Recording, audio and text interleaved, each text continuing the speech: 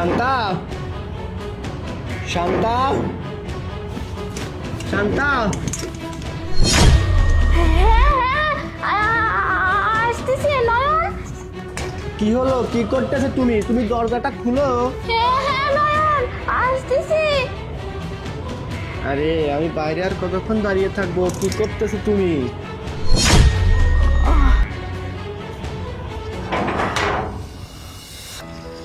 কি হলো? দরজাটা খুলতে তখন দেরি করলে কেন? আমি না একটু শুয়ে পড়ছিলাম, আমার শরীরটা খুব খারাপ।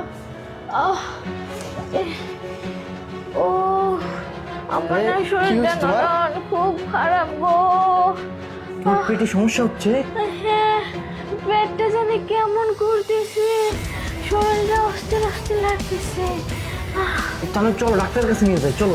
না না, ডাক্তারের কাছে যেতে হবে না, একটু রেস্ট নিলে না ঠিক হয়ে যাবো। রেস্ট নিবে এইভাবে? তুমি কাজের মেয়েটা বা কোথায় চলে গেছে, কি যে করে না আমি কিছুই বুঝতে পারি না।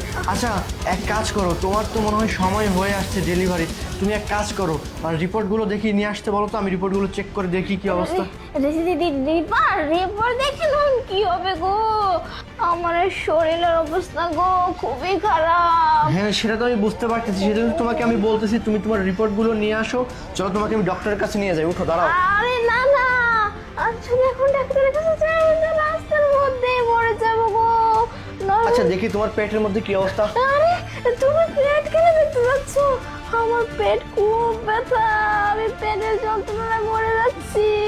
আচ্ছা আমি দেখি না তোমার পেটের মধ্যে কি অবস্থা। না না, তুমি কি বলতেছো? তুমি বাহির থেকে আসছো আর এই অবস্থায় আমি তোমাকে পেট দেখাবো? না, না, আচ্ছা ঠিক আছে ঠিক আছে, আমাকে না দেখালে। এই আমাদের, এই প্রিয়া, প্রিয়া, এই কোথায় থাকিস বিয়াদব কোথাকার? তোর ম্যাডামের এই অবস্থা দেখতে পাচ্ছিস না? আচ্ছা ঠিক আছে, ওই পাশে যা, গিয়ে তোর ম্যাডামের পেটটা একটু বের করতো। না না না না, তুই কাজের মেয়ে, তুই আমার পেট দেখবি কেন? হ্যাঁ তুই আরে ও তো দেখবে না, দেখবো তো আমি, দেখি তোমার পেটের কি অবস্থা।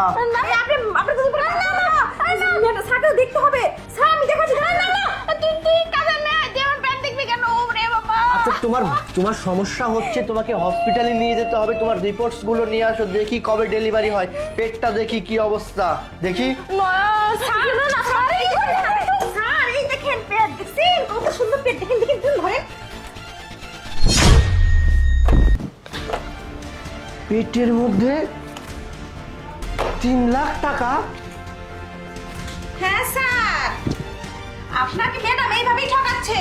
পেট বানিয়ে টাকা পয়সা নিয়ে আপনাকে ফকির করে দিবে, বুঝছেন? এই ধান্দা করতেছে। তার মানে তোমার পেট আগে থেকে।